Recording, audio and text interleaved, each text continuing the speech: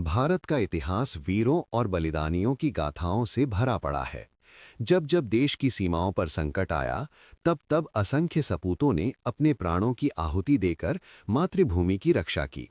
ऐसे ही वीरों में एक अमर नाम है, नायक जदुनाथ सिंह। वे 1947-48 के भारत-पाक युद्ध में भारतीय सेना के ऐसे योद्धा थे, जिन्होंने अत्यंत कठिन परिस्थितियों में भी अदम्य साहस, अनुशासन और कर्तव्यपरायणता का परिचय दिया। उनका जीवन और बलिदान हमें ये सिखाता है कि सच्ची देशभक्ति शब्दों में नहीं, बल्कि कर्म और त्याग में दिखाई देती है। ये निबंध नायक जदुनाथ सिंह के जीवन, उनके संघर्ष, वीरता और बलिदान को विस्तार से प्रस्तुत करने का प्रयास है, ताकि आने वाली पीढ़ियां उनके आदर्शों से प्रेरणा ले सकें।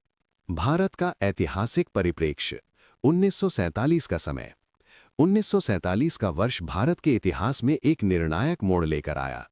लगभग 200 वर्षों की ब्रिटिश गुलामी के बाद भारत स्वतंत्र हुआ, लेकिन ये स्वतंत्रता विभाजन की पीड़ा के साथ आई। भारत और पाकिस्तान दो अलग राष्ट्र बने और इसी के साथ सीमाओं को लेकर विवाद शुरू हो गए। कश्मीर समस्या की शुरुआत।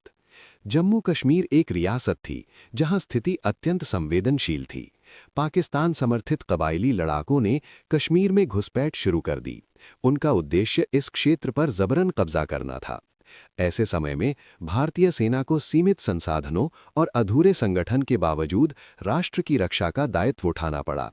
यही वो ऐतिहासिक पृष्ठभूमि थी जिसमें नायक जदुनाथ सिंह जैसे वीर सैनिकों ने अपने शौर्य से इतिहास रच दिया। नायक जदुनाथ सिंह का प्रारंभिक जीवन। जन्म और पारिवारिक पृष्ठभूमि। नायक जदुनाथ सिंह का जन्म 11 नवंबर 1916 को उत्तर प्रदेश के शाहजहांपुर जिले के खजूरी गांव में हुआ था। वे एक साधारण किसान परिवार से थे।